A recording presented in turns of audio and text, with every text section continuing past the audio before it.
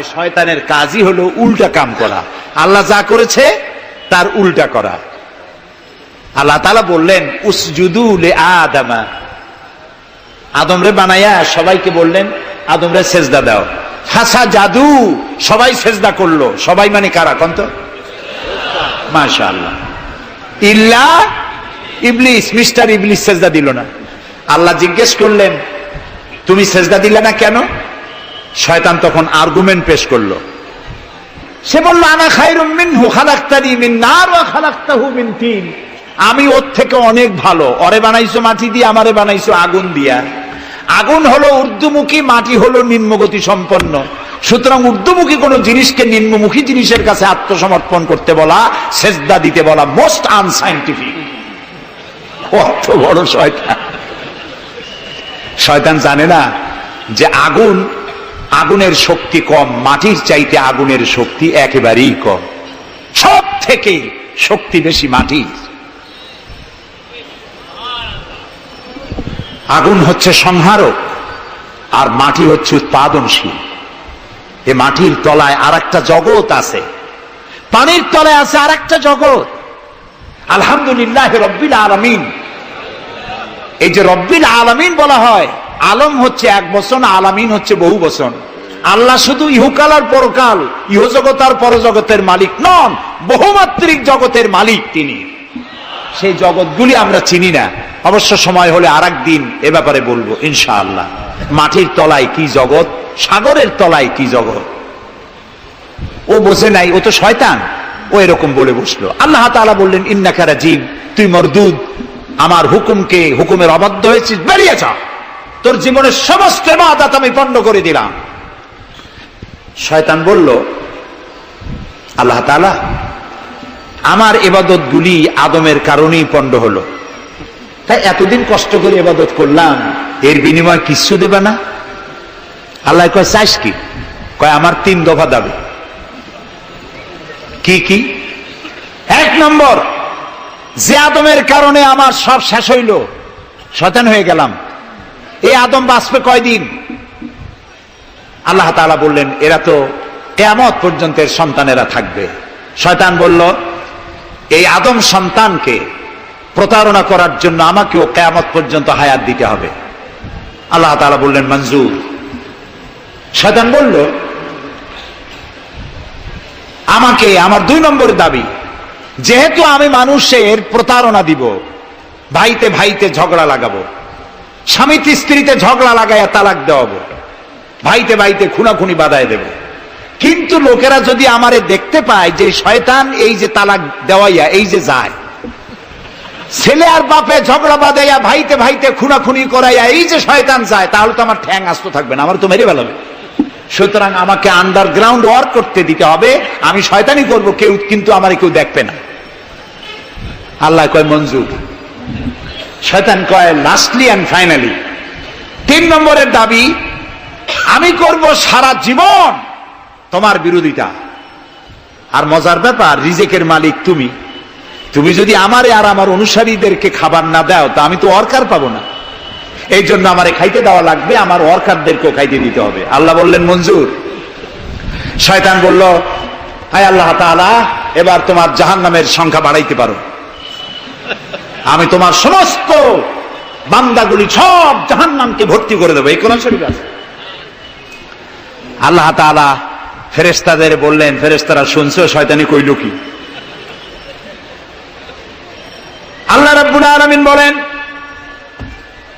আমার ফেরেশতারা, আমার আদম সন্তানেরা, আমার বান্দারা যদি একটি শয়তানের প্রতারণায় পড়ে একটি যদি গুনার কাজ করার নিয়ত করে, কাজটা করে নাই, শুধু নিয়ত করেছে, ইচ্ছা করেছে, আমলনামায় কোনো গুনাহ লিখবা না। গুনাহটা যখন করে ফেলবে, একটি গুনার বদলে শুধু একটাই গুনাহ লিখবে। আর যদি আমার বান্দা যদি একটি পুণ্য কাজের নেক কাজ করার নিয়ত করে, কাজটা করে নাই, শুধু নিয়তের জন্য একটা নেকি লিখে দিবা। নেকির কাজটি যখন সম্পাদন করবে তখন 1-এর উপরে 10টা গ্রেস মার্ক লাগাইয়া দিবা। সুবহানাল্লাহ। আমি এইভাবে করে আমার বান্দাদেরকে মাফ করে দেব। সুবহানাল্লাহ। শয়তান মানুষকে ওয়াসওয়াসা দেয়, আর আল্লাহ যা বানায় তার উল্টা বানায়। আল্লাহ বানাইলো জাকাত, শয়তান বানাইলো কি কন্তবুদ্ধি করে? সুদে আর জাকাতে পার্থক্য কি? সুদ হচ্ছে ধনীদের গরিবদের কাছ থেকে নাও, ধনীদের দাও, আর জাকাত হচ্ছে ধনীদের কাছ থেকে নাও, সব গরিবদেরকে বন্টন করে দাও। সুবহানাল্লাহ। এর নাম জাকাত। আর এই কাজটি করার দায়িত্ব আল্লাহ দিলেন সরকারকে। সূরা হজ আল্লাহ রাব্বুল আলামিন বলেন, আল্লাযীনা ইম্মাক্কান্নাহুম ফিল আরদ আকামুস সালাত ওয়া আতাউজ যাকাত ওয়া আমারু বিল মা'রুফি ওয়া নাহাউ আনিল মুনকার ওয়া লিল্লাহি আকিবাতুল উমুর। আমি যদি মুমিন বান্দারে ক্ষমতা দেই, তারা 4 দফা কাজ করবে। কয় দফা বলে? 1 নম্বরে মুমিনেরা ক্ষমতায় গিয়ে নামাজ প্রতিষ্ঠা করবে। 1 নম্বর কাজ নামাজ প্রতিষ্ঠা করবে। ক্ষমতায় গিয়ে তারা অর্ডার করবে, বেলা 1টার সময় সমস্ত কোর্ট কাছারি আদালত শিক্ষা প্রতিষ্ঠান কল কারখানা সব বন্ধ হবে আধা ঘন্টার জন্য। জোহরের নামাজ আর দুপুরের খানার বিরতি। নামাজ শেষ, আবার কাজ করতে আসো। নামাজ বাধ্যতামূলক। নামাজ যদি বাধ্যতামূলক হয় তাহলে তার সুফল কি? তার সুফল হলো, এসপি যদি বাধ্যতামূলক ভাবে নামাজ হয়, আর এসপি যদি মসজিদের ইমামতি করে দারোগাদের নিয়ে, অফিসারদের নিয়ে, দারোগা যদি, ওসি যদি থানায় পুলিশদের নিয়ে তার ইমামতিতে নামাজ হয়, এমপি যদি তার এলাকার অফিসার দিয়ে নিয়ে ইমামতি করে নামাজে, মন্ত্রী যদি তার এলাকার লোক নিয়ে অফিসারদের নিয়ে সচিবালয় ইমামতি করে, এই মন্ত্রী, এই এমপি, এই ওসি, এই এসপি এদেরকে পিটাইয়াও ঘুষ খাওয়ান যাবে? যাবে না। যে বিশ্ববিদ্যালয়ের ভাইস চ্যান্সেলর নামাজ বাধ্যতামূলক হওয়ার কারণে মসজিদের ইমামতি করবেন, শিক্ষক, শিক্ষয়িত্রী, ছাত্র, ছাত্রী 5 ওয়াক্ত নামাজ যে বিশ্ববিদ্যালয় জামাতে আদায় করবে, ওরা কি মাস্তান, গুন্ডা, সাদাবাজ হবে? হতে পারে না। এই জন্য সরকারের প্রথম দায়িত্ব হবে, কে বলতেছেন? কার কথা শোনাইতেছি? প্রথম দায়িত্ব হচ্ছে নামাজ প্রতিষ্ঠা করো। 2 নম্বরে যাকাত আদায় করো। 2 নম্বরে কি? যাকাত আদায় করো। এই যাকাত গভর্নমেন্ট আদায় করবে। আল্লাহর কায়দাটা কি দেখেন, এর মধ্যে সিগনিফিকেন্স কি? গভর্নমেন্ট আদায় করবে কেন? আমরা দিলে হবে না কেন? আমরা দিলেও হবে যদি ইসলামী সরকার না থাকে। ইসলামী সরকার হলে, অর্থাৎ আল্লাহর বিধান কায়েম হলে যাকাত কালেকশন করবে গভর্নমেন্ট। এখানে একটা সাইকোলজিক্যাল ব্যাপার আছে। আমি যদি অধ্যক্ষ রশিদ খান সাহেবের কাছে আমি বলি যে আমি গরিব মানুষ, আমার কিছু সাহায্য করেন, উনি যদি আমাকে সাহায্য দেন যাকাত থেকে, অথবা কোনো দয়া করে কিছু পয়সা দেন, চিরটা কাল ওনাকে দেখলে পরে আমার মাথাটা একটু নত হয়ে যেতে পারে। আল্লাহ চান না তার কোন বান্দার মাথা আর একটা গোলামের সামনে নত হোক। সেই জন্য আল্লাহ চান সরকারের কাছ থেকে নাও, তোমার মাথা উঁচু থাকুক। সুবহানাল্লাহ কইতে ইচ্ছা করে না? এ মাথার অনেক দাম। যেখানে সেখানে সেজদা দিয়েন না। পীর বুজুর্গ দেখলেই পায়ের উপরে পড়ে যায়েন না। কদম বসি করতে ইচ্ছা করে করেন, আমি বাধা দেব না, কিন্তু মাথাটা নিচু করেন না। মাথাটা আল্লাহ ছাড়া কারো সামনে নত হতে পারে না। এই মাথার অনেক দাম। আপনার বডি চেনাই যাবে না যদি মাথা না থাকে। আপনার মা অথবা স্ত্রী ছাড়া মস্তকবিহীন বডি চেনা কঠিন। এটা বডির আইডেন্টিটি। এই জন্য দেখবেন পৃথিবীর সমস্ত প্রাণী খাবারের সময় রুজির উপরে, রিজিকের উপরে মুখ লাগাইয়া খায়। গরু, বাছুর, মুরগি, হাঁস, হাতি, বাঘ, ভল্লুক, ময়না, টিয়া সব খাবারের উপরে মুখ লাগাইয়া খায়। কেবলমাত্র মানুষ খাবারের সময় খাবারটা মাখাইয়া মাথা উঁচু থাকে এখানে দেয়। আল্লাহ চান রিজিকের সামনে আমার বান্দার মাথা নত হবে না। মাথা নত হবে তো রাজ্জাকের সামনে নত হবে, রিজিকের সামনে নয়। সুতরাং গভর্নমেন্টের কাছ থেকে নাও, তাহলে তোমার মর্যাদা ঠিক থাকবে, কোনো ব্যক্তির কাছ থেকে নয়। গভর্নমেন্ট কালেকশন করবে, গভর্নমেন্ট বিতরণ করবে। এরপরে দারিদ্র বিমোচন ইসলামের সব থেকে বড় প্রোগ্রাম, দারিদ্র বিমোচন করা। কারণ কি? কারণ হলো আমার রাসূল বলেছেন, কাদাল ফাকরু আইয়াকুনা কুফরা। দারিদ্র মানুষকে কুহুরির মধ্যে ঠেলে দেয়। তার নামাজ রোজা থাকে না, আল্লাহ রসুল থাকে না, দরিদ্রের ধর্ম একখানা রুটি, সে তখন পূর্ণিমার চাঁদকে রুটির মতো দেখে। আছেন একটা কবিতা এরকম, পূর্ণিমার চাঁদ যেন ঝলসানো রুটি, তখন তার ধর্ম হয়ে যায় এটা। এই জন্য রসুল্লাহ বলেছেন কাদাল ফাকরু আইয়াকুনা কুফরা। রসুল্লাহর একটা ব্যাংক ছিল, সেই ব্যাংকের নাম ছিল বাইতুল মাল। এই বাইতুল মাল ব্যাংক যেদিন তিনি এর ইনোগ্রাল সেশন, উদ্বোধনী দিন, আমাদের ব্যাংকগুলি উদ্বোধন করার সময় কত সামিয়ানা, গেট, তোরণ ইত্যাদি করা হয়। রসুল্লাহর ব্যাংক উদ্বোধন করা হলো মসজিদে নববীর ভিতরে, খেজুর গাছের খুঁটি আর খেজুর গাছ, উটের পশম, খেজুর গাছের পাতার মাটি, এই দিয়া ছাদ। উপরে যদি বৃষ্টি হয় আধা ঘন্টা, নিচে বৃষ্টি পড়ে 1.5 ঘন্টা, পাতার ট্যাপট্যাপানি। এরকম একটা মসজিদের ভেতরে বসে রসুল্লাহ ব্যাংক উদ্বোধন করলেন আর বললেন, বুখারীর হাদিস, মান তারাকা দায়নান আও দিয়ান ফাআলাইয়া। আমার রাষ্ট্রের ভিতরে কোন মানুষ যদি ঋণগ্রস্ত অবস্থায় মারা যায় আর তার ঋণ পরিশোধের অর্থ যদি না থাকে, তাহলে তার ঋণ পরিশোধের দায়িত্ব আর তার বিবি বাল বাচ্চা প্রতিপালনের দায়িত্ব আমি মুহাম্মদ আমার কাঁধের উপরে নিয়ে নিলাম। দারিদ্র বিমোচনের জন্য নবী করিম সাল্লাল্লাহু আলাইহি ওয়াসাল্লাম মানুষকে কাজ দিয়েছেন, ভিক্ষা কম দিয়েছেন। কেউ চাইলে, রসুলের আদত মুবারক ছিল, কেউ কিছু চাইলে পকেটে হাত দিতেন, থাকলে দিতেন। জীবনে একদিনের জন্য কাউকে না বলেন নাই। বলেছেন কিছু নাই, বলতেন আজকে দিতে পারলাম না, তুমি আবার এসো, দেব না, এরকম কথা জীবনে একবারও বলেন নাই। সুবহানাল্লাহ। শুধু দিয়েছেন, কিছু নেন নাই। আল্লাহ, সারা জীবন মানুষের কষ্ট বুকের উপরে ধারণ করেছেন, কাউকে কষ্ট দেননি। ক্ষুধার্ত মানুষের দুয়ারে দুয়ারে গেছেন, নিজে ক্ষুধায় কষ্ট করেছেন। হযরত আবু বকর, ওমর মসজিদে নববীর ভেতরে বসে অসময় বসে আছেন। রাসূলুল্লাহ দিনের বেলা জিজ্ঞেস করলেন, তোমরা এই অসময় এখানে কেন? তারা বললেন, আমরা ক্ষুধার্ত, 2-3 দিন কিছু খাই না। রাসূলুল্লাহ বললেন, আমারও তো একই অবস্থা, চলো। 3 জন বেরিয়ে গেলেন। মসজিদে নববীর পাশেই ছিল হযরত আবু আইয়ুব আনসারী রাদিয়াল্লাহু তাআলা আনহুর বাড়ি। আমি 1973 সনে স্বাধীন বাংলাদেশের প্রথম হজ আমি করেছিলাম। 4733 টাকা ছিল বিমানের ভাড়া। তখন মসজিদে নববীর পাশেই ছিল আবু আইয়ুব আনসারী রাদিয়াল্লাহু তাআলা আনহুর বাড়ি। সেই বাড়িতে গেলাম, ওইখানে একটা বাক্সের ভিতরে, একটা গ্লাসের বাক্সের ভিতরে ছিল রসুলের ব্যবহার করা তরবারি, তীর আর ধনুক। আমি বহুত চেষ্টা করছিলাম গ্লাসটা উঠাবার জন্য, কারণ এটা সেই তরবারি, সেই তীর, সেই ধনুক যেখানে আমার রসুলের হাতের পরশ লেগেছিল। যদি ধরতে পারতাম প্রাণ করে একটা চুমা দিতাম।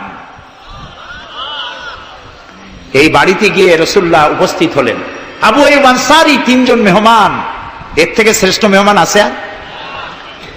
স্ত্রীকে বললেন, তাড়াতাড়ি একটা ছাগল জবাই করো, রুটি বানাও। তিনি চলে গেলেন বাগানে, বাগান থেকে কিছু খোরমা আনলেন। হাদিস শোনাচ্ছি, গল্প নয়। কিছু খোরমা এনে রসুলের সামনে রাখলেন। রাসূলুল্লাহ বললেন, এর মধ্যে কাঁচা পাকা, আধা পাকা 3 পদের খাজুর, আমি কোনটা খাবো? হযরত আবু আইয়ুব বলেন, 3 প্রকারের খেজুরে আপনি হাত দিবেন, কারণ আপনার হাত যে প্রকারের খেজুরের গায়ে লাগবে আমার বাগানে আল্লাহ রাব্বুল আলামিন সেই খেজুরে বরকত দিয়া দিবেন। কিছুক্ষণ পরে রান্না হয়ে গেল, রসুলের সামনে গোশত আসলো, রুটি আসলো।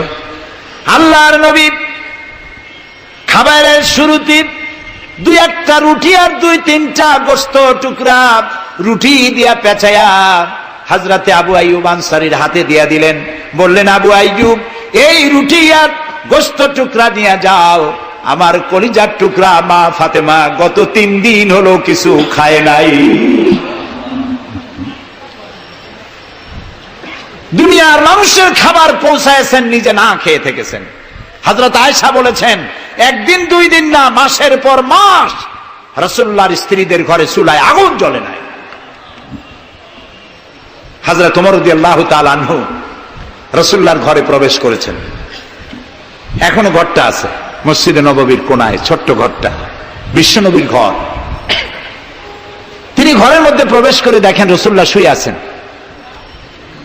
তারপরে হযরত আবু বকর সালাম করলেন, রাসূলুল্লাহ উঠে বসলেন।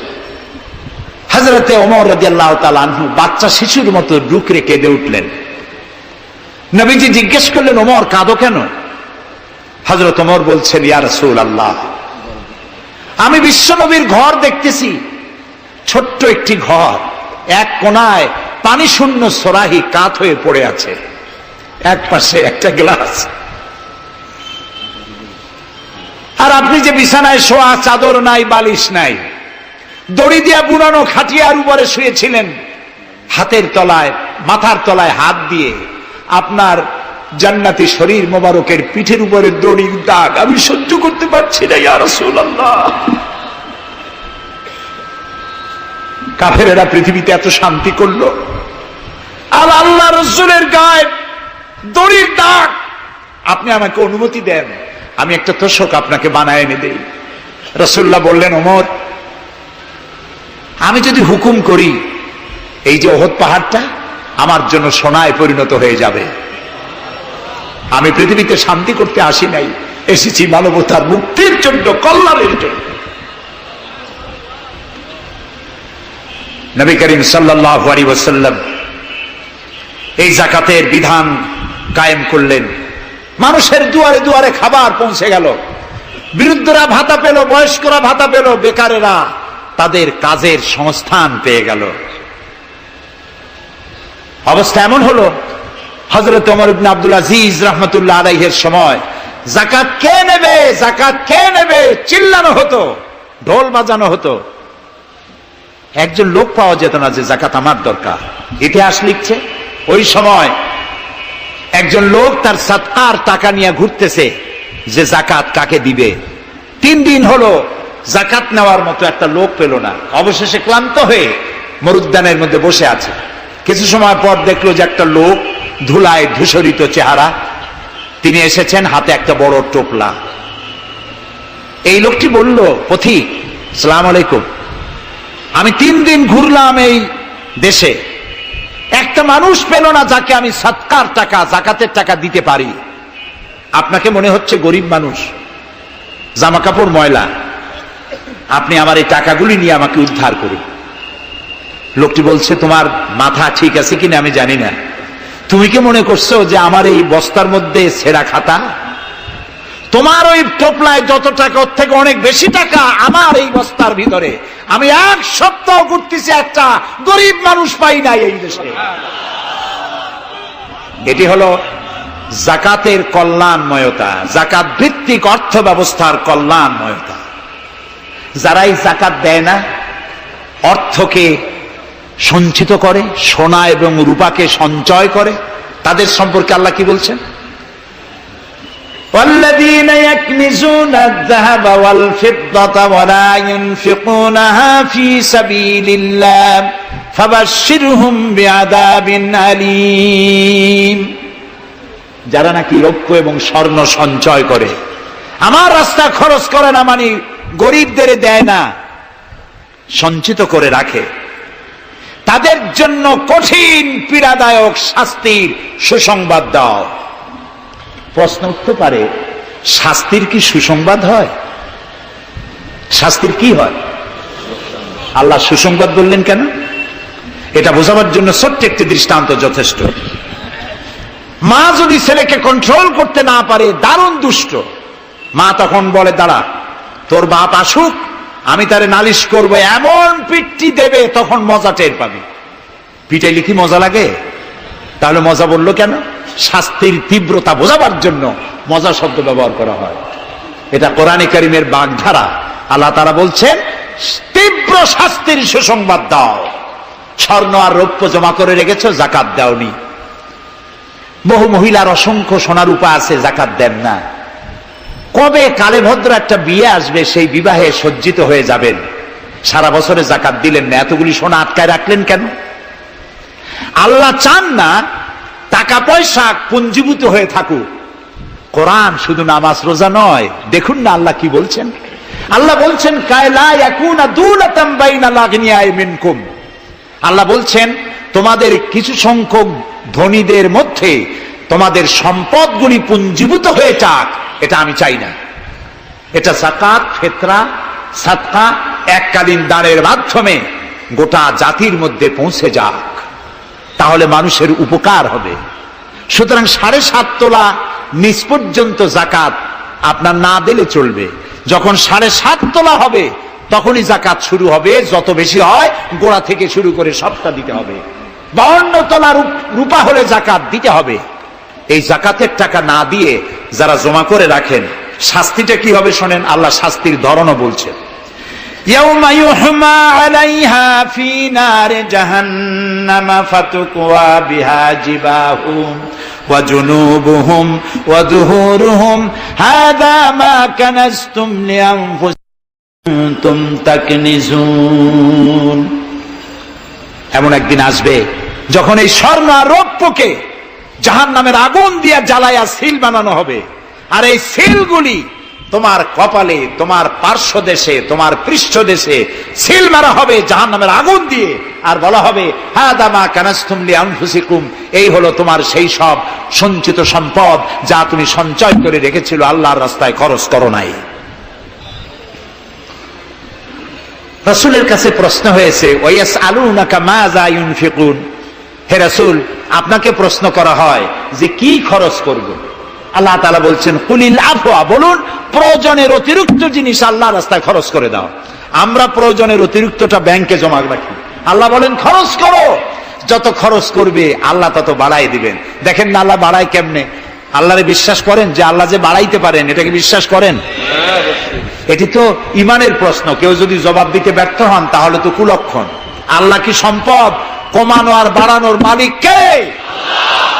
ইয়ামহাকুহুল্লাহুর রিবা ওয়া ইউরবিস সাদাকাত। আল্লাহ তাআলা বলছেন আমি সুদকে ধ্বংস করি আর সাদকাকে বৃদ্ধি করি।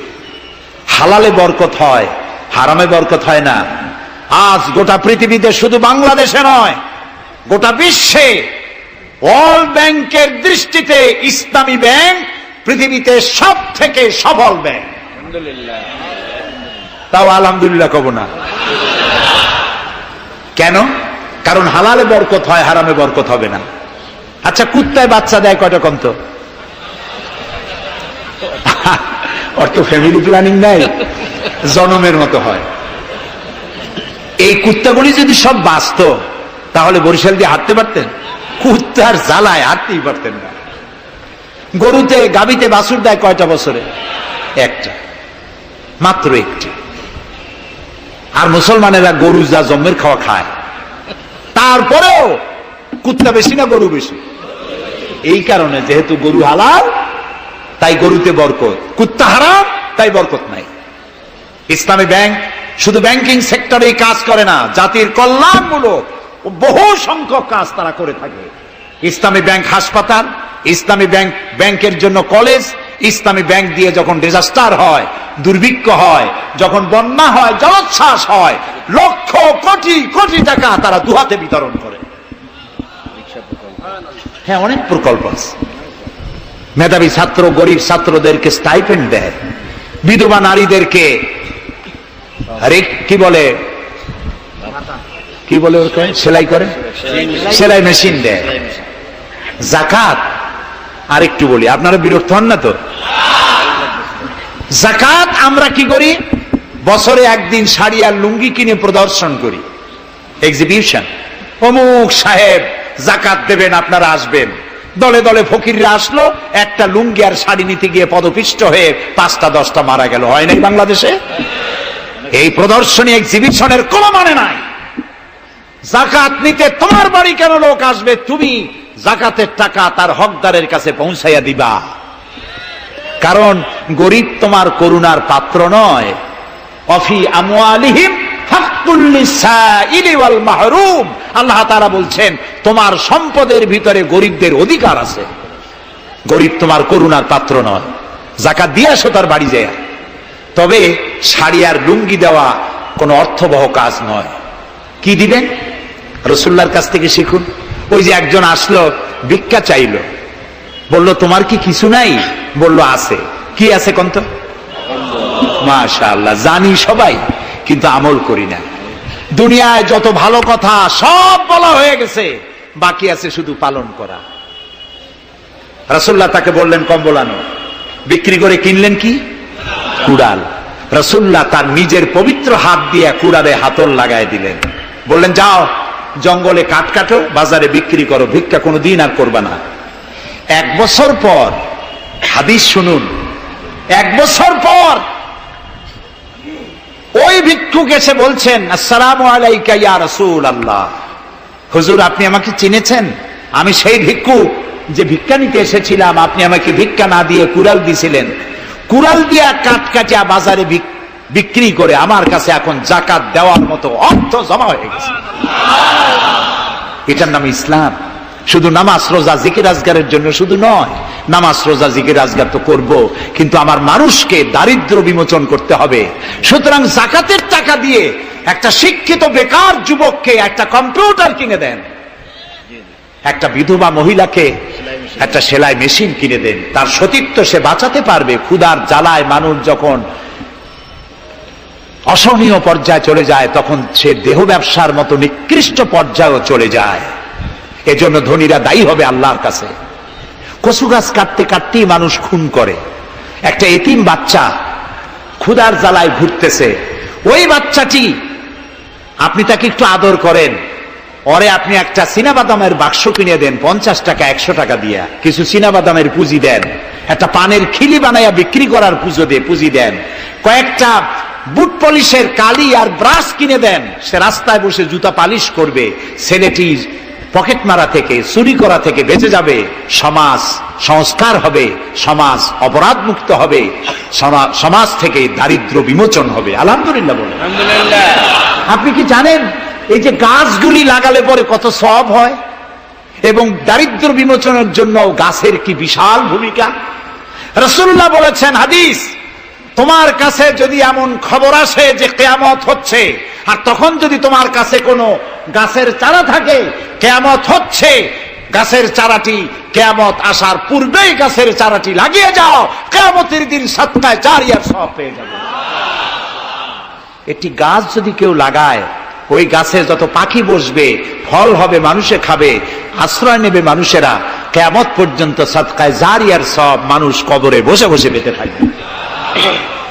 সব জায়গায় সওয়াব আর সওয়াব জানি না, খালি মনে করি ইল্লাল্লাহ ইল্লাল্লাহ বলতে পারলেই সওয়াব। আর খালি ইল্লাল্লাহ বলবেন বা কেন? যারা এই ধরনের জিকির করেন, আমার মনে দারুণ প্রশ্ন, জবাব খুঁজে পাই নাই। আল্লাহর কলেমাকে খণ্ডিত করে জিকির করার পারমিশন কোন হাদিস দিয়েছে? কে দিয়েছে এই পারমিশন?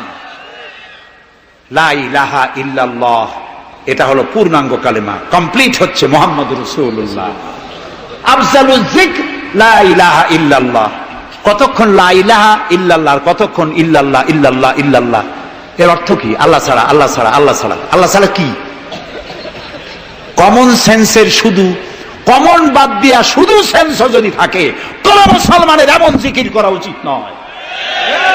তবে common sense is very uncommon. দুর্ভাগ্য জাতির। প্রিয় ভাই, সব দারিদ্র বিমোচনের জন্য আল্লাহ তাআলা এসব ব্যবস্থা করে রেখেছেন। কাজ করে খাও, আয় থেকে দায় শোধ করো। আপনার পুকুর কেটে চতুর্দিকে পুকুরের কান্দায় পেঁপে গাছ লাগান, কলা গাছ লাগান। হাঁস পালেন, হাঁসগুলি পানিতে সাঁতার কাটবে, ভেতরে মাছ থাকবে, হাঁসের পায়খানা খেয়ে মাছ বড় হবে, হাঁস বড় হয়ে ডিম দেবে। এই ডিম বিক্রি করবেন, মুরগি বিক্রি করবেন, পেঁপে বিক্রি করবেন, কলা বিক্রি করবেন। মানুষের কাছে হাত পাতার চাইতে নিকৃষ্ট কাজ আর নাই।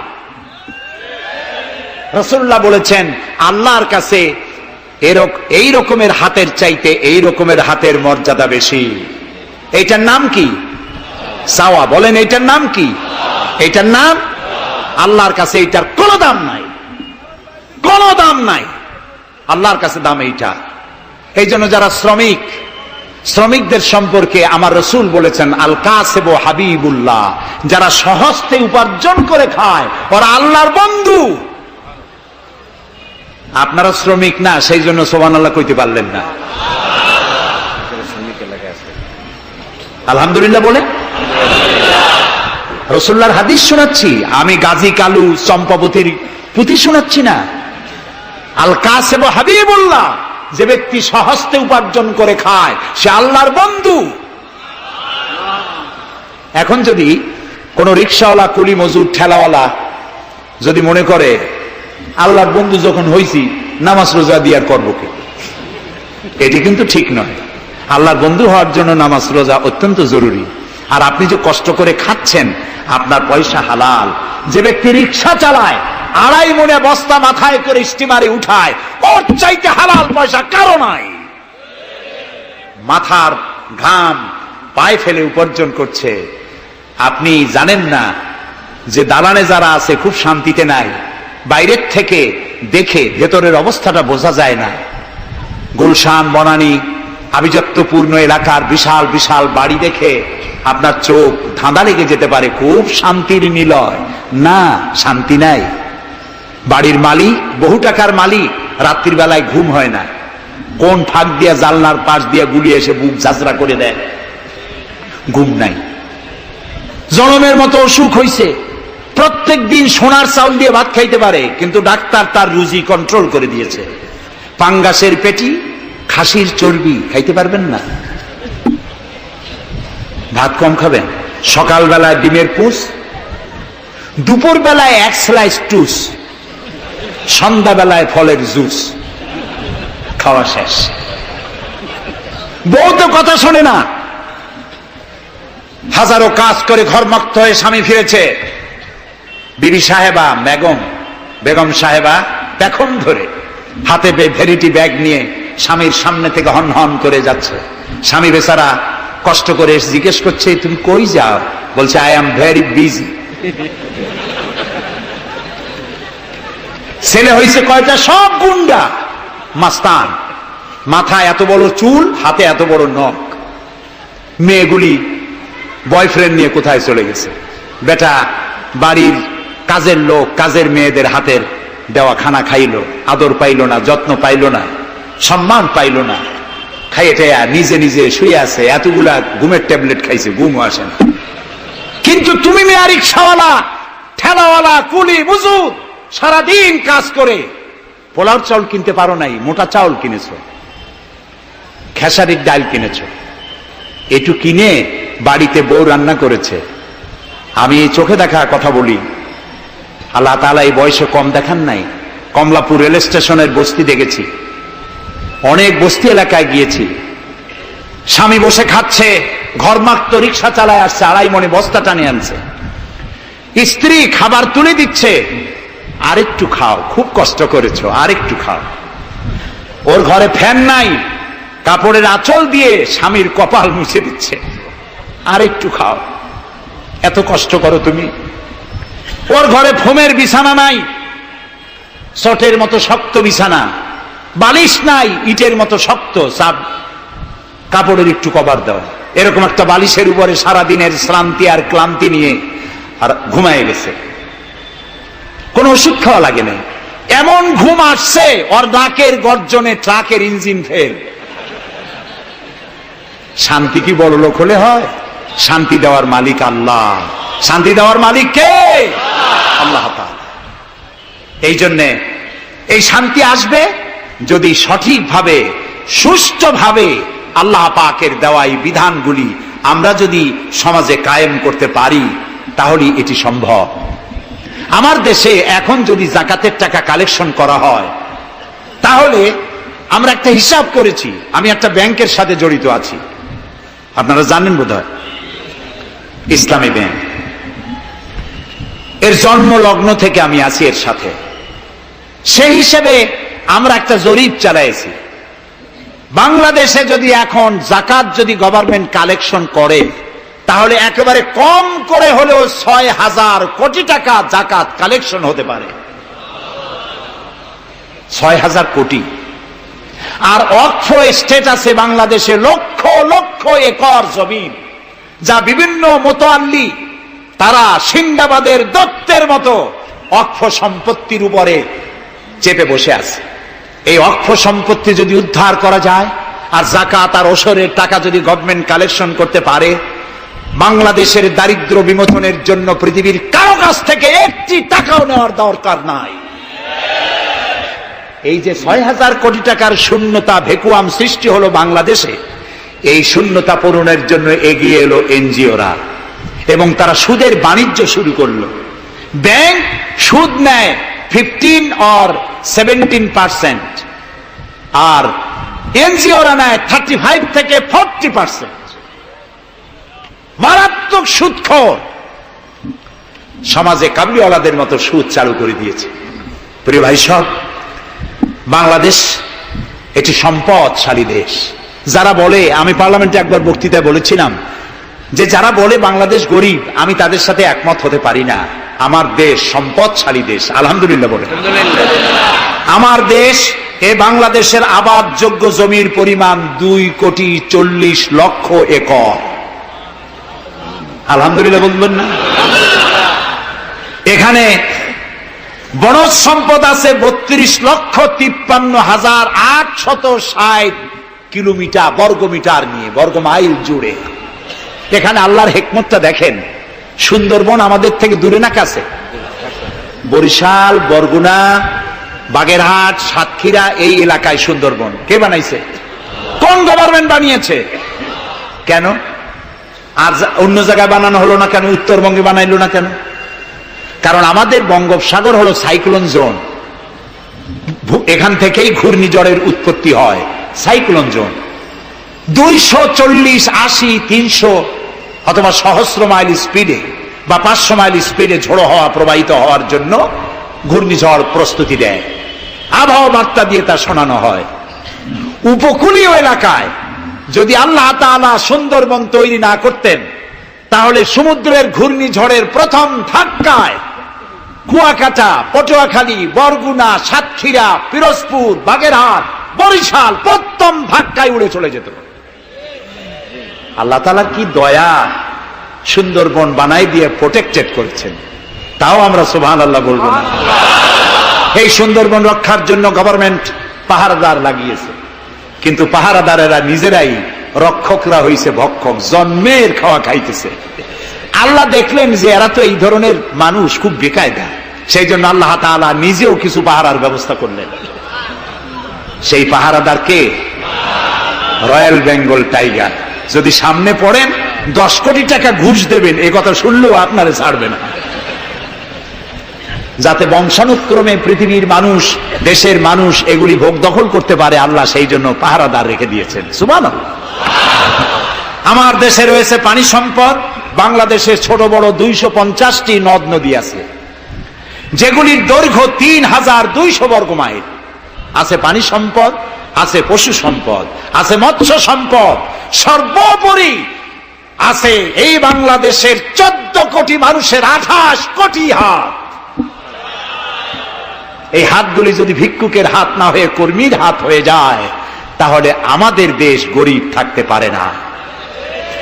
আমার দেশের সম্পদের অভাব নাই, যথেষ্ট সম্পদ আছে, শুধুমাত্র ইকুয়াল ডিস্ট্রিবিউশন নাই। সৎ এবং যোগ্য নেতৃত্বের অভাবে এই চরম দুরবস্থার সৃষ্টি হয়েছে। আরো হয়েছে রাজনৈতিক প্রতিহিংসার কারণে। তা না হলে আমরা পৃথিবীর মধ্যে দাঁড়ায় যেতাম।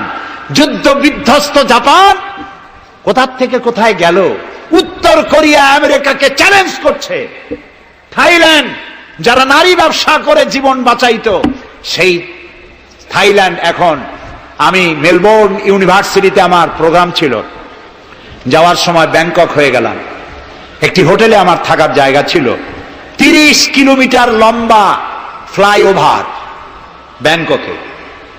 বিল্ডিং গুলি দেখতে হলে এরকম তাকালে মাথা টুপি পড়ে যায়, এত উঁচু উঁচু বিল্ডিং। সিঙ্গাপুর কোত্থেকে কোথায় গেল? আমরা যে তিমিরে ছিলাম সেই তিমিরেই রয়ে গেল। আমাদের বুঝতে হবে, আমার ইসলাম দারিদ্র্যের বিকাশের জন্য আসে নাই, দারিদ্র্য বিমোচনের জন্য এসেছে। সুন্দর একটি সমাজ বিনির্মাণের জন্য ইসলাম এসেছে, এবং তা গণতান্ত্রিক প্রক্রিয়ার মধ্য দিয়ে।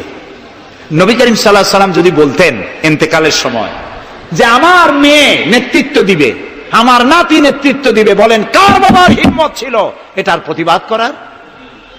তিনি কি তা করেছেন? না, ইন্তেকালের সময় জিজ্ঞাসিত হয়ে তিনি বললেন, আমার পরে তোমাদের মধ্যে যিনি বেশি যোগ্য, খোদাভীরু, আল্লাহকে ভয় করে, তেমন লোককে তোমরা নেতা নির্বাচিত করো। আবু বকর রাদিয়াল্লাহু তাআলা তাই বলেছেন, ওমর, ওসমান, আলী তাই বলেছেন। সুবহানাল্লাহ বলেন। ওয়া আমরুহুম শুরা বাইনাহুম, এটি হলো গণতন্ত্র। তোমরা তোমাদের পরামর্শ ভিত্তিতে তোমাদের রাষ্ট্র সমাজ পরিচালনা করো। সুবহানাল্লাহ বলেন। কে বলে কোরআন শুধুমাত্র একটি ধর্মগ্রন্থ, বেদ আর বাইবেলের মতো? নিশ্চয়ই নয়। কোরআন একটি পূর্ণাঙ্গ জীবন বিধান, যা মানুষের জীবনের কথা বলে। এ মাসটার নাম কি? আরবি মাসের নাম কি? মুহররম। এটি সেই মাস যে মাসে খেলাফতকে প্রতিষ্ঠার জন্য রাসূলের কলিজার টুকরা নয়নের পুতুল ইমাম হোসাইন কারবালার ময়দানে শাহাদাত বরণ করেছিলেন, রাজতন্ত্রের বিরোধিতা করেছিলেন। হযরত ইমাম হোসাইন তিনি দেখতে পেলেন 680 খ্রিস্টাব্দে সিরিয়ার দামেস্কে এজিদ ক্ষমতা দখল করলো অগণতান্ত্রিক পদ্ধতিতে, এবং সরকারি মালের কোনো হিসাব নাই, অডিট নাই, স্বৈরাচারী কায়দায় তিনি ক্ষমতা দখল করে মদিনার আহলে বায়াত যারা মদিনার নেতৃবৃন্দকে তার আনুগত্য করার জন্য বাধ্য করলো। ইমাম হোসাইন যে মায়ের পেটে এসেছেন, যে পিতার পেটে জন্মে এসেছেন, যে নানার কোলে বড় হয়েছেন, তিনি কি এই দৃশ্য চোখে দেখতে পারেন? তিনি বললেন, আমি কুফায় যাব। কুফার লোকেরা দাওয়াত দিল, তিনি কুফায় রওনা করবেন। মদিনার লোকেরা হাতে পায়ে ধরলো, কুফায় আপনি যাবেন না। তিনি বললেন, আমি কোন ক্রমে এজিদের বশ্যতা স্বীকার করব না, আমি এর বিরোধিতা করবই। মাত্র 72 জন লোক নিয়ে তিনি কুফার দিকে অগ্রসর হলেন। এই 72 জনের মধ্যে 40 জন পুরুষ আর 32 জন নারী আর শিশু। তিনি যখন কারবালা প্রান্তরে পৌঁছে গেছেন, ইবনে জিয়াদ কুফার গভর্নর, তিনি বাধা দিলেন, বললেন, আমার দরবারে হোসাইনকে হাজির করো। ইমাম হোসাইন বললেন, যে ব্যক্তি আল্লাহর আখিরাতকে অস্বীকার করেছে, রাসূলকে অস্বীকার করেছে, আমি তার সামনে জীবন থাকতে যাব না। রাতারাতি ইয়াজিদ 6000 সৈন্য পাঠিয়ে দিল। ইমাম হোসাইনের সাথে লোক কত? মাত্র 72। 6000 লোক কি যুদ্ধ করা লাগে 72-এর সাথে? শুধু যদি মার্চ করে পায়ের তলায় পিষে 72 জন শেষ হয়ে যাবে। হযরত ইমাম হোসাইন রাতের বেলায় সঙ্গীদের বললেন, ও আমার সাথীরা, ইয়াজিদ আমার শির চায়, আমাকে চায়, আমার সঙ্গে থেকে তোমরা তোমাদের জীবনকে বিপন্ন করো না, তোমরা সবাই ফিরে চলে যাও মদিনায়। সাথীরা বললেন, ইমাম, আজকে যদি আপনাকে ছেড়ে জীবনের মায়া নিয়ে মদিনায় ফিরে যাই, আর আপনার যদি শাহাদাত নসিব হয়, তাহলে কিয়ামতের দিন আল্লাহর নবীর সামনে আমরা কি জবাব দেব? আমরা আমাদের জীবন দিয়ে আপনাকে পাহারা দেব। সকালবেলা যুদ্ধ শুরু হয়ে গেল। জোহরের নামাজ আসতে না আসতে 40 জন পুরুষ শাহাদাত বরণ করলেন। এখন একজন পুরুষ বেঁচে আছেন, ইমাম হোসাইন। তাঁবুর ভিতরে স্ত্রী এবং অন্যান্য মহিলাদের কাছ থেকে বিদায় নিতে এসেছেন। তোমাদেরকে আল্লাহর হাওয়ালা করলাম, আমি যুদ্ধে চলে যাচ্ছি। আমার চোখের সামনে আমার নানাজির দামদান মোবারক শহীদ হওয়া ইসলাম, সাহাবীদের রক্ত দেওয়া, জীবন দেওয়া ইসলাম, খেলাফত মিটে যাবে পৃথিবী থেকে, রাজতন্ত্র প্রতিষ্ঠা হবে, আমার জীবন থাকতে আমি তা হতে দেব না। স্ত্রী এগিয়ে এলেন, বললেন, হোসাইন, জিহাদের ময়দানে থেকে আমি আপনাকে বিরত থাকতে বলবো না, তবে একটি দাবি আছে। এই যে ছোট্ট দুগ্ধপোষ্য শিশু, গত কয়েকদিন হলো ঘরে খাবার নাই, পানি নাই, আমার বুকে দুধও নাই, এই ছোট্ট বাচ্চাটিকে একটু পানির ব্যবস্থা করুন। ইমাম হোসাইন কলিজার টুকরা সন্তানকে 2 হাতে উঁচু করে এজিদি সৈন্যদের সামনে এসেছেন। এজিদি সৈন্যরা, আমার হাতের দিকে তাকাও, এটি রাসূলের আওলাদ, আমার কলিজার টুকরা সন্তান। ফোরাতের অফুরন্ত পানি প্রবাহিত হচ্ছে, একটু ফোরাতের কুলটা ছেড়ে দাও, ওর একটু পানি পান করাই। আমার সাথে তোমাদের শত্রুতা থাকতে পারে, এই নিষ্পাপ বাচ্চার সাথে তো কোনো শত্রুতা থাকার কথা নয়। তার এই আবেগপূর্ণ কথা এজিদি সৈন্যদের কলিজায় স্পর্শ করলো না। তারা বিষাক্ত তীর নিক্ষেপ করলো। ইমাম হোসাইনের উঁচু করে ধরা বাচ্চার বুকের ভিতর থেকে বিষাক্ত তীর প্রবেশ করে বেরিয়ে গেল অপর প্রান্ত থেকে। রক্ত ফিনকি দিয়ে বেরিয়ে এলো। ইমাম হোসাইন দুই হাতে আজলা ভরে সেই রক্ত চেহারায় মাখতে লাগলেন আর বললেন, কলিজার টুকরা সন্তান, সালেহ আলাইহিস সালামের উটনির রক্তের চাইতে তোমার রক্ত পবিত্র। হযরত সালেহ আলাইহিস সালামের চাইতে রাসূলুল্লাহর মর্যাদা অনেক বেশি, তুমি তার আওলাদ। বাচ্চাকে কোলে করে নিয়ে স্ত্রীর কাছে গিয়ে বললেন, স্ত্রী, এই নাও তোমার বাচ্চা, ঠান্ডা হয়ে গেছে, এমন পানি পান করেছে কিয়ামত পর্যন্ত পানি পানি বলে তোমারে আর বিরক্ত করবে না। ইমাম হোসেন লড়াই করলেন ময়দানে। বহু সংখ্যক সৈন্য হতাহত করে ফোরাতের কুল উন্মুক্ত করে ঘোড়ার পৃষ্ঠ থেকে নেমে এক আস্তা পানি তুলেছেন, পানি পান করবেন। মুখের কাছে যখন আকণ্ঠ তৃষ্ণার্ত পিপাসার্ত হোসাইন মুখের কাছে পানি নিয়েছেন, হঠাৎ ভেসে উঠল মনের পর্দায়, একটু আগে আমার কলিজার টুকরা সন্তান এই পানির অভাবে চলে গেল। 40 জন মানুষ বিদায় হলো, এক ফোঁটা পানি দিতে পারলাম না, এই পানি আমি কেমনে খাই? হাতের থেকে পানি পড়ে গেল। অশ্বের পৃষ্ঠে আরোহণ করলেন। চতুর্দিক থেকে তীর আর তরবারি আসতে লাগলো। ইমাম হোসেন বললেন, থামো, একটু থামো, তোমরা কাকে তীরবিদ্ধ করছো? আমি কি তোমাদের রসুল মুহাম্মদ সাল্লাল্লাহু আলাইহি ওয়াসাল্লামের নাতি নই? আমি কি তোমাদের রসুলের কলিজার টুকরা মা ফাতেমার নয়নের মণি নই? কেমন করে আমার গায়ে তোমরা তীর মারো? উম্মে সালমা, আমাদের মা উম্মে সালমা রাদিয়াল্লাহু তাআলা আনহা, সকাল বেলায় 11ই মুহররম সকাল বেলায় তিনি ঘরে বসে কাঁদতেছেন। কয়েকজন প্রতিবেশী মহিলা এসে বলছেন, মা আপনি কাঁদেন কেন? তিনি বলছেন, আজকে রাত্রে আমি স্বপ্ন দেখেছি রাসূলুল্লাহ আমার বাড়ি এসেছেন। আমি দেখতে পেলাম আল্লাহ রসুলের চোখ দিয়ে পানি পড়ছে, দাড়ি মোবারক ধুলা মাখা, মুখ কানা বলি। আমি জিজ্ঞেস করলাম, ইয়া রাসূলুল্লাহ, আপনি কাঁদেনই কেন? মুখখানা মলিন কেন? দাড়ি মোবারকে ধুলাবালি কেন?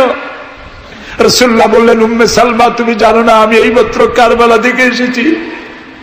আমি দেখে এলাম আমার কলিজার টুকরা হোসাইনের শির মোবারক তার দেহ থেকে বিচ্ছিন্ন করে ঘোড়ার পদতলি, ঘোড়া দিয়ে পদদলিত করা হয়েছে তার দেহ মোবারক। ইসলাম এত সহজে আসে না, অনেক রক্ত পাড়ি দিয়ে এসেছে ইসলাম। হযরতে হোসাইনের মস্তক মুবারক ইয়াজিদি সৈন্যরা একটা প্লেটে করে নিয়ে কুফার গভর্নর ইবনে জিয়াদের সামনে রেখেছে। ইবনে জিয়াদ চেয়ারে বসা, সিংহাসনে বসা, ইমাম হোসাইনের মস্তক মুবারক তার পায়ের কাছে রেখেছে। কলঙ্কিত ইতিহাস, কি করে আমি শুনাই আপনাদেরকে? ইবনে জিয়াদ চেয়ারে বসে পায়ের কাছে রাখা ইমাম হোসাইনের ঠোঁটের উপরে লাঠি দিয়ে নাড়তেছে।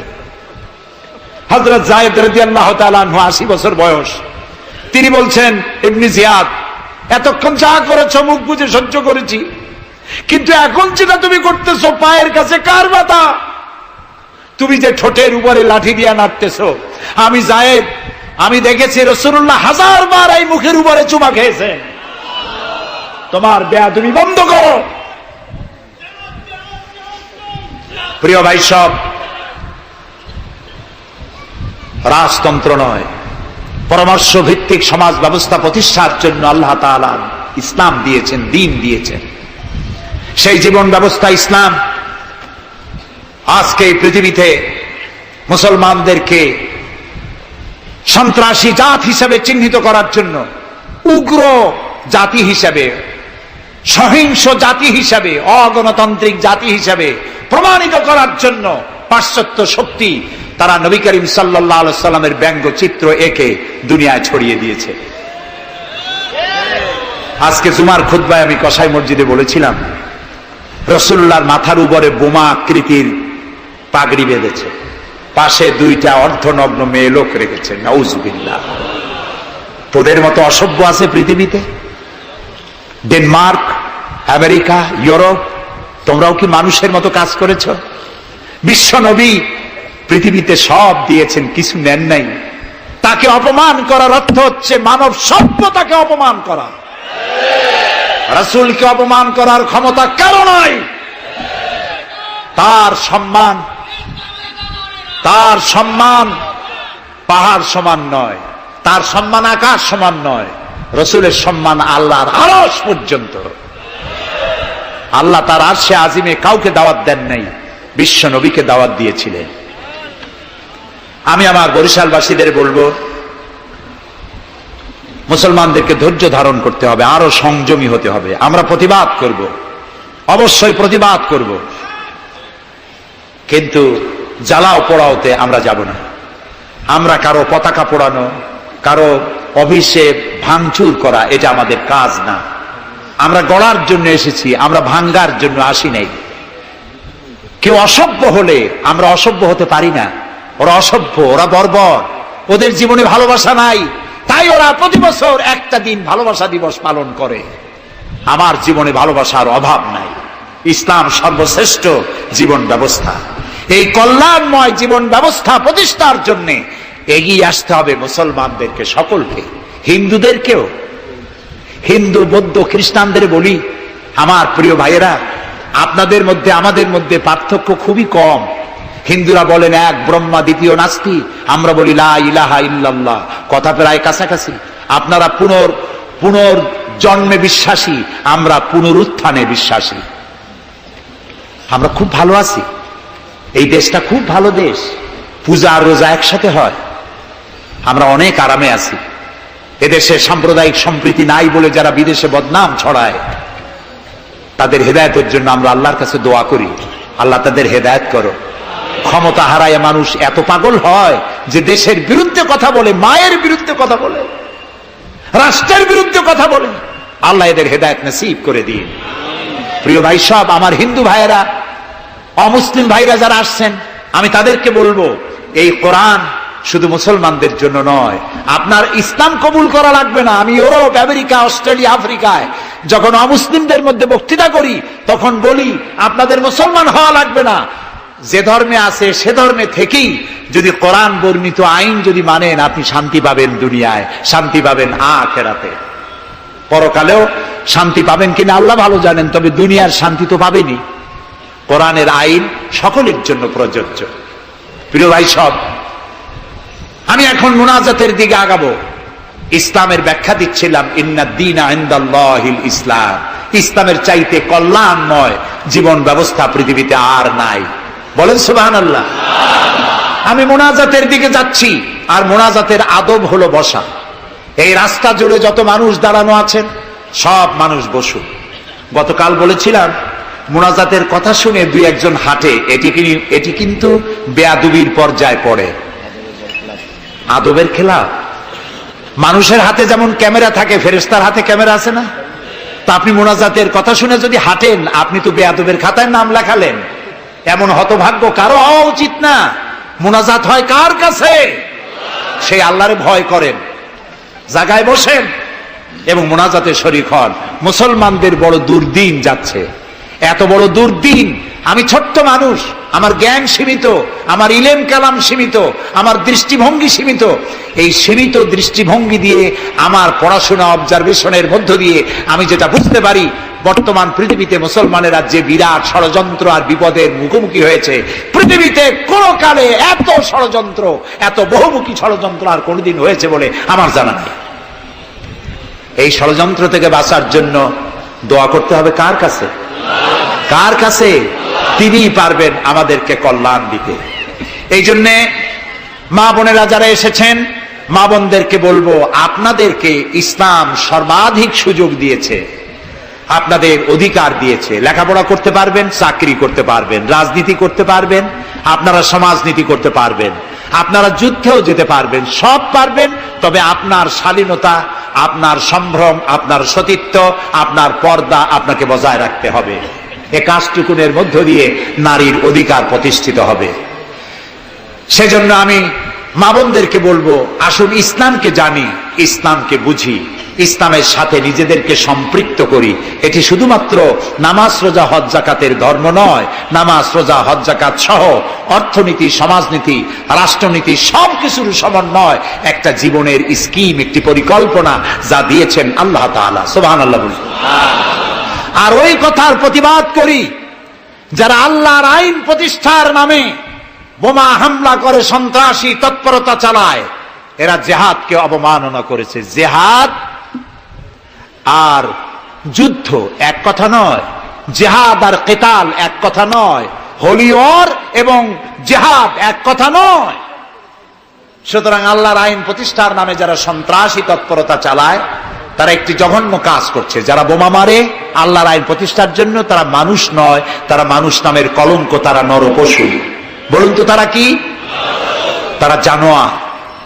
হরকতুল জিহাদ, তারপরে জামাতুল মুজাহিদিন, জুমরাতুল মাসাকিন, আবার আরেকটা নতুন সংগঠন বেরোচ্ছে নাকি শুনলাম, তার নাম করেছে তারা আল জঙ্গিতুল জংলা। এরা কোন জঙ্গল থেকে বাইর হবে আল্লাহ জানে। আপনারা যদি এদের ধরতে পারেন, এদেরকে থানায় সোপর্দ করবেন। আপনি যদি জানতে পারেন, আপনার ছেলের রুম আপনার পরিদর্শন করা উচিত। আপনার ছেলের পড়ার রুমের টেবিলের ড্রয়ারে কি আছে, বালিশের তলে কি আছে, বেডের নিচে কি আছে, সেসব বইপত্র আপনার দেখা উচিত। অর্ধ পড়ুয়া, লেখাপড়া জানে না, মা বাপ থেকে বিচ্ছিন্ন করে এইসব ছেলেপেলেদেরকে ওরা ট্রেনিং দেয়। একটা বিচারপতি মারতে পারলেই বেহেশতে যাবা তাড়াতাড়ি, একটা আইনজীবী মারতে পারলে বেহেশতে যাবা, বোমা মারো বেহেশতে যাও। বলেন নাউজুবিল্লাহ। আমাদের দেশে ইসলাম এসেছে বড় বড় আলেম আর বড় বড় আল্লাহর ওলিদের মাধ্যমে ইসলাম এসেছে। তারা কি বোমাবাজি করেছেন? তারা কি সন্ত্রাসী তৎপরতা করেছেন? না। ওই জায়গায় দেখেন হযরত খানজাহান আলী রহমতুল্লাহ আলাইহির কবর আছে না? কোথায়? বাগেরহাটে। খালি কুমির দেখেন না, ইতিহাস দেখেন। তিনি এসে, মানুষের খাবার পানি ছিল না, বড় বড় দিঘি কেটেছেন। এই ছিল তাদের কাজ। দিঘি কেটেছেন, পুকুর করেছেন, রাস্তা করেছেন, মসজিদ করেছেন। হযরত শাহজালাল রহমতুল্লাহ আলাইহি গৌর গোবিন্দের বিরুদ্ধে যুদ্ধ করা লাগে নাই, শুধু আযান দিয়েছেন আর তাদের মূর্তিগুলির কম্পন শুরু হলো। গৌর গোবিন্দ দৌড়াইয়া পলাইয়াও কুল পায় নাই, বিনা যুদ্ধেই দখল হয়ে গেছে সিলেট। সুবহানাল্লাহ। তারা প্রতিবাদ মুখর ছিলেন। হযরতে মুজাদ্দেদ আল ফিসানি রহমতুল্লাহ আলাইহি সম্রাট আকবরের বিরুদ্ধে প্রতিবাদ করেছেন, জেল খেটেছেন, সমাজ সংস্কার করেছেন। এ ছিল অলিউল্লাহদের কাজ।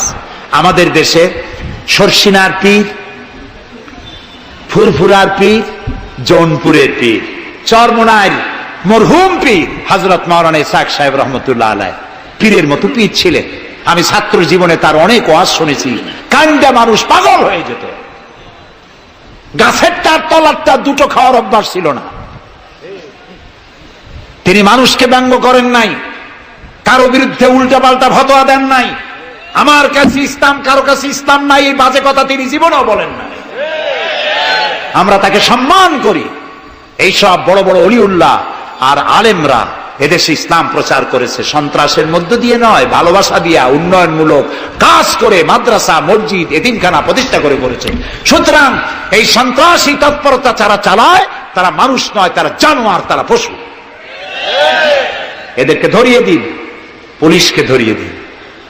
আমরা সরকারের শুকরিয়া আদায় করি, আলহামদুলিল্লাহ বর্তমান সরকার এদের নেটওয়ার্ক ভেঙে চুরমার করে দিয়েছে। বাকি আছে দুই শয়তান। এই দুই শয়তান আজ হোক কাল হোক ধরা পড়বেই ইনশাআল্লাহ। ইনশাআল্লাহ বলেন। এবং এদের দৃষ্টান্তমূলক প্রচন্ড শাস্তি হবে ইনশাআল্লাহ। যারা আমাদের দেশকে বদনাম করেছে, বাংলাদেশ পৃথিবীর দ্বিতীয় বৃহত্তম মুসলিম দেশ, গণতান্ত্রিক দেশ, এই দেশকে অন্যের পরাধীনতা থেকে আমাদের দেশকে আমাদের বাঁচাতে হবে। এই জন্য আলেম ওলামাদেরকে চিন্তা করতে হবে, ভাবতে হবে আগামীতে যেন এই দেশ কোন দেশের তাবেদার গোলাম রাষ্ট্রে পরিণত না হয়ে যায়। কারা এটা করতে পারে? কারা ক্ষমতা এলে আলেমদেরকে গ্রেফতার করবে? কারা ক্ষমতা এলে মাদ্রাসা বন্ধ করে দেবে? কারা ক্ষমতা এলে শাইখুল হাদিসকে দড়ি দিয়া বাঁধে বরিশাল জেলখানায় ঢুকাইয়া চোরের সাথে রাখবে? ওদেরকে চিনতে হবে। ওদেরকে চিনতে হবে। আর ঐক্যবদ্ধভাবে যারা আলেমদের পক্ষে, মাদ্রাসার পক্ষে, যারা আলেমদেরকে অসম্মান করে না, আলেমদেরকে মর্যাদা দেয়, তাদের সাথে থাকুন। এই দেশের সমস্ত মাদ্রাসাগুলি ফাজেলকে ডিগ্রির মান, কামেলকে মাস্টার্সের মান দেওয়া হবে ইনশাআল্লাহ। কওমি মাদ্রাসাগুলোকে স্বীকৃতি দেওয়া হবে ইনশাআল্লাহ। আমার দেশে ইসলাম প্রচারিত হয়েছে দুটি শিক্ষা ব্যবস্থার মধ্য দিয়ে, আলিয়া এবং কওমি। আমরা কোনোটাকে ঘৃণা করি না, দুটোই। আমি পল্টনে বক্তৃতায় বলেছিলাম, কেউ যদি আমাকে জিজ্ঞেস করে আপনার দুটি চোখের মধ্যে কোনটা আপনার প্রিয়, আমি পাল্টা প্রশ্ন করতে চাই, আপনি বলুন আপনার কাছে কোনটা প্রিয়? আপনার কাছে যদি দুটোই প্রিয় হয়, আমার কাছেও দুটোই প্রিয়। আলিয়াও প্রিয় আমার চোখের মতো, কওমি মাদ্রাসাও আমার প্রিয়। এই মাদ্রাসাগুলি এখানে আছে বলে ইসলাম আছে, মাদ্রাসা থাকবে না, ইসলাম থাকবে না। সুতরাং মাদ্রাসা হচ্ছে ইসলামের লালন কেন্দ্র। মসজিদও থাকবে না, মসজিদে যেতে হলে তো মাদ্রাসা লাগবে, নামাজ শিখবা কোথায়, আল্লাহরে চিনবা কোথায়? এই জন্য সব থেকে বেশি জরুরি হলো মাদ্রাসা। সেই মাদ্রাসার তারা শত্রু, তাই 252টা মাদ্রাসা যারা বন্ধ করেছিল, এখন তারা আবার বলে ক্ষমতায় যেতে পারলে সংবিধানের 5ম সংশোধনী বাতিল করবে। 5ম সংশোধনী বাতিলের অর্থ কি? 5ম সংশোধনী বাতিলের অর্থ হলো আল্লাহর উপরে, রাষ্ট্রের সমস্ত কাজের উৎস আল্লাহর উপর ঈমান এবং অবিচল আস্থা কেটে দিয়ে সেখানে সংবিধানের শিরোনাম থেকে বিসমিল্লাহ কেটে দেওয়া হবে, ধর্মভিত্তিক রাজনীতি নিষিদ্ধ ঘোষণা করা হবে। মুসলমানেরা বেঁচে থাকতে কোন অবস্থাতেই এই শক্তিকে ক্ষমতায় আসতে দেওয়া যায় না। সমস্ত আলেম ওলামা ঐক্যবদ্ধ হতে হবে। কোন মিষ্টি কথায় ভুলে গেলে হবে না। তেলের দাম, দ্রব্য মূল্য বেড়ে গেছে, তাই আমাদেরকে অন্য পথে যেতে হবে। এই পাগলামি করলে নিজের পায়ে নিজে কুড়াল মারা হবে। সুতরাং আল্লাহর দিন, দেশ বাঁচলে আমরা বাঁচবো, স্বাধীনতা থাকলে আমরা থাকবো। দেশের স্বাধীনতা, অস্তিত্ব, অখণ্ডত্ব বাঁচিয়ে রাখার জন্য সর্বোপরি এই যে টুপি মাথায় দিয়ে চলি, মুখে দাড়ি আছে, এই দাড়ি আর টুপিকে টিকিয়ে রাখার জন্য যারা ইসলামকে ভালোবাসে, আলেমদেরকে ভালোবাসে, সম্মান দেয়, মর্যাদা দেয়, উন্নয়নের জোয়ার বয়ে দেয় সারা দেশ জুড়ে, তাদের সাথে ঐক্যবদ্ধ হয়ে কাজ করা আমাদের ঈমানের দায়িত্ব। সে দায়িত্ব পালনের তৌফিক আল্লাহ আমাদেরকে দান করুন। বাস, আমরা এখন মোনাজাত করব। মোনাজাতের পরে এশার আজান হবে। এশার নামাজ জামাতে পড়ে আমরা বাড়ি যাব। ঠিক আছে ভাই? গতকাল কিন্তু ঠিক থাকে নাই, আজকে যেন থাকে। তবে অনেকে এশার নামাজ পড়ে এসেছেন, এটাও ঠিক। যারা পড়ে আসেন নাই তারা আমাদের সাথে পড়বেন। নামাজ না থাকলে ঈমান থাকবে না। নামাজ না পড়লে নিজেকে মুসলমান বলে পরিচয় দেওয়ার অধিকার নষ্ট হয়ে যায়। জীবনে আর নামাজ ছাড়বো না, এই ওয়াদা কি করা যায়? যাবে? দুহাত উঁচু করুন, বলুন ইয়া আল্লাহ, তোমার পবিত্র নামে ওয়াদা করি, যতদিন পর্যন্ত মালাকুল মউত আমার মাথার কাছে না আসতেছে, ততদিন পর্যন্ত ফরজ নামাজ, ফরজ রোজা আর ছাড়বো না, আর ছাড়বো না, আর ছাড়বো না। এবার জোরে বলেন ইয়া আল্লাহ, আমার আজকের এই ওয়াদা আমার মৃত্যু পর্যন্ত আমাকে পালন করার তৌফিক দাও ইয়া রাব্বাল আলামিন।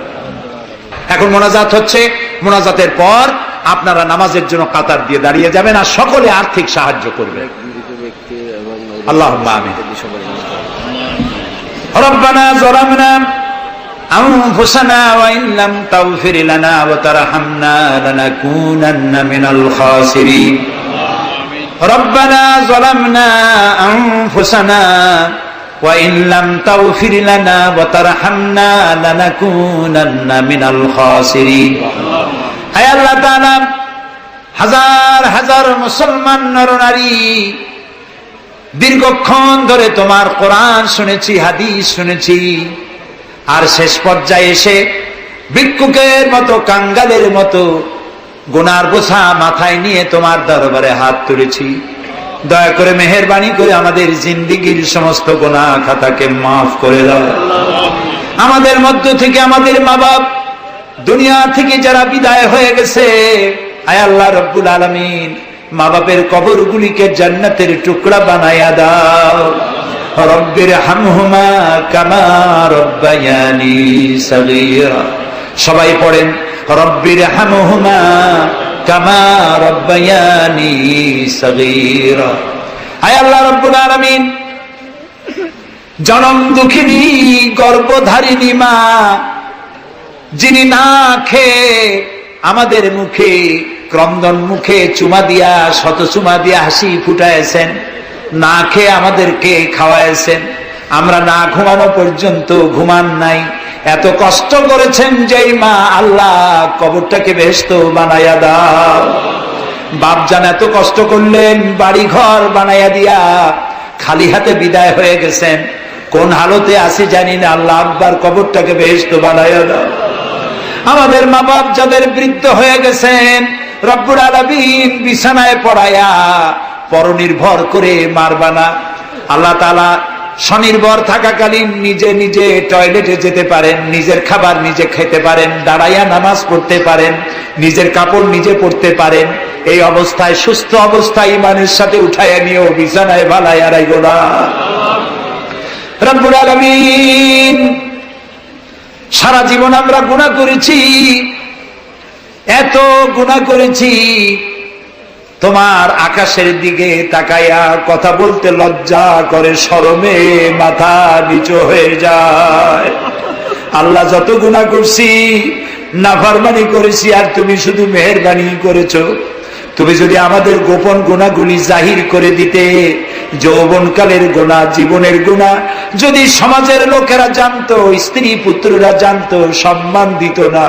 আল্লাহ তাআলা কিয়ামতের দিন লক্ষ কোটি মানুষের সামনে আমাদের গোপন গুনাহগুলি জাহির করে দিয়ে আমাদেরকে শরম দিও না। আয় আল্লাহ তাআলা, তোমার নবী বলেছেন 3000 বছর ধরে তুমি জাহান্নামের আগুন উত্তপ্ত করেছো। আল্লাহ তাআলা চৈত্র মাসের দ্বিপ্রহরের রোদ সহ্য হয় না। আল্লাহ তাআলা জাহান্নামের আগুন আমরা সইতে পারবো না। জাহান্নামের আগুন আমাদের জন্য আল্লাহ তুমি হারাম বানায়া দাও। আল্লাহুম্মা আজিরনা মিনান নার। সবাই পড়েন আল্লাহুম্মা আজিরনা মিনান নার, আল্লাহুম্মা আজিরনা মিনান নার। আয় আল্লাহ তাআলা, তাম পৃথিবীতে মুসলমানেরা আজ বড় বিপদে, মুসলমানদের কেউ দেখার নাই। ইরাকের আল গরিব কয়েদখানার ভিতরে মুসলমানদেরকে উলঙ্গ করে তাদের মুখের উপরে কাফেরেরা পেশাব করেছে। গুয়ান্তানামে কারাগারের ভিতরে মুসলমানদের বান্দা তাদের সামনে কোরআন শরীফের উপরে পেশাব করেছে। রাসূলুল্লাহর মাথায় বোমা উঠাইয়া দিয়েছে। নগ্ন নারী তার পাশে বসাইয়া ছবি উঠাইছে। বাবু, আমাদের কলজা চলে যায় বাবু। আল্লাহর নর পশুদের হেদায়েত দাও।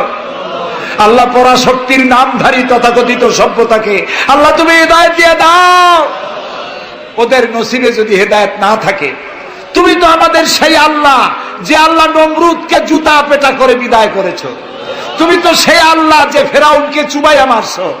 আল্লাহ, এই সভ্যতার দাবিদার গুলি যারা আমার রসুলকে অপমান করতেছে, মুসলমানদেরকে অপমান করছে, কোরআনকে অপমান করছে, ফেরাউনের মতো নবরুদের মতো জুতা মেরে ডুবাইয়া ধ্বংস করে গজব দিয়া বিদায় করে দাও।